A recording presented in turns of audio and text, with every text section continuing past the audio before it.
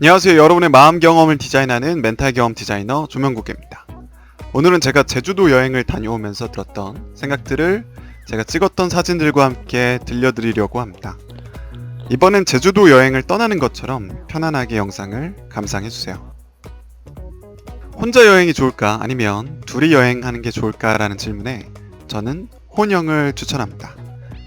여행은 자신이 어떤 사람인지 발견하는 데 큰 도움이 됩니다. 일상에서 벗어난 낯선 곳에서 나는 어떤 것을 보고 어떤 생각을 하고 어떤 선택을 하는지를 관찰할 수 있죠. 많은 사람들이 자신이 어떤 사람인지 모르겠다고 말을 하시는데 여행을 통해서 자신을 발견하고 기록해 보시길 바랍니다. 저는 이번 여행에서 사람과 건축물을 관찰하고 있는 모습을 발견할 수 있었습니다. 전 역시 심리학과 디자인이 잘 맞습니다. 반면 누군가와 함께 여행을 하면 이 자기 관찰의 과정을 온전히 느낄 수가 없습니다. 상대방의 취향과 기분, 계획에 어느 정도 맞춰야 하고 그 과정에서 갈등이 일어날 수도 있죠. 여기서 나는 또다시 일상 속에서 관계를 신경 쓰는 나로 돌아가기 쉽습니다. 그래서 저는 혼자 여행하기를 추천합니다. 물론 약간의 외로움은 감수해야겠죠. 가끔은 계획이 없는 여행을 추천합니다. 이번 여행 같은 경우엔 저는 가고자 하는 게스트하우스만 결정해놓고 계획을 일절 세우지 않았습니다. 단순히 귀찮아서였지만 나쁘진 않은 경험이었습니다. 우리는 마음을 편하게 하겠다, 쉬고 오겠다는 여행조차도 해야 할 것들로 가득 채우는 경우가 있습니다. 여길 가야 하고, 이걸 먹어야 하고, 이걸 경험해야 한다면서 말이죠. 그렇게 꽤나 철저하게 계획을 세우는 것은 여행을 허투루 보내지 않고 많은 걸 경험한다는 장점은 있지만 계획이 자칫 어긋나게 되면 부정적인 감정이 생기기 쉽고 지금 있는 공간이 좋더라도 다음 계획 때문에 마음 놓고 편하게 즐기지 못하는 결과를 빚기도 합니다.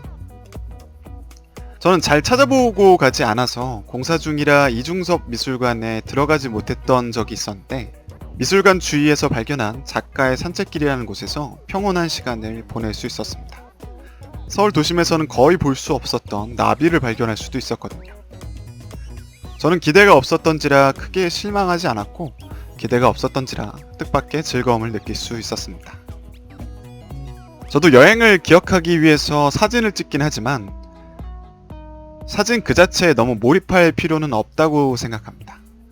인스타그램이 남긴 폐해이기도 한데 사람들은 언젠가부터 주위에 멋진 풍경이 자리 잡고 있어도 멋진 사진에 그리고 사진 찍기에 집착하게 되었습니다.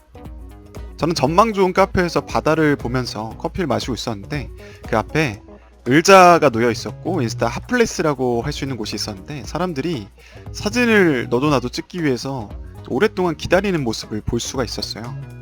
소중한 추억을 남기는 의미로 사진을 찍는 것 좋은데 너무 오랜 시간 그 앵글의 사진을 찍기 위해서 노력하는 시간이 조금은 아깝다고 느껴졌습니다. 네, 실질적인 팁이 있다면 짐은 정말 최대한 가볍게 가져가기를 추천합니다. 저는 면허가 없어서 렌터카를 빌릴 수가 없었고 뚜벅이로 여행을 해야 했습니다. 그러나 매일 다르게 입겠다고 가져온 옷들과 몇 시간도 사용하지 못했던 컴퓨터 때문에 너무 무거운 짐을 들고 다녔던 것 같아요. 속옷 빼고는 옷을 그다지 많이 챙기지 않는 것이 좋고 일은 모바일로도 요즘엔 다 할 수 있으니까 컴퓨터는 빼놓고 가길 추천합니다. 아니면 PC방 가서 해도 되고요. 여러분의 어깨와 여러분의 다리를 너무 신뢰하지 마세요. 매일 똑같이 입고 다녀도 아무도 모릅니다. 20, 30대 여행객이라고 하면 게스트하우스를 선택하는 경우가 있는데 게스트하우스는 자신을 잘 알고 선택하는 것이 중요합니다. 한 번은 낯선 사람들과 함께 술자리를 하는 곳을, 다른 한 곳은 혼자 여행 온 사람들끼리 소소하게 보내는 게스트하우스를 선택했습니다.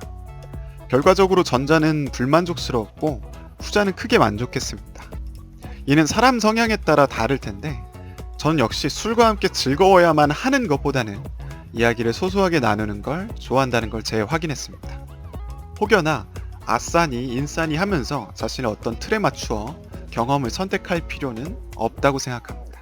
여러분은 그저 여러분의 스타일에 따라 맞는 즐거운 경험이 있을 뿐입니다. 비행기는 20분 전에는 수속을 마쳐야 합니다.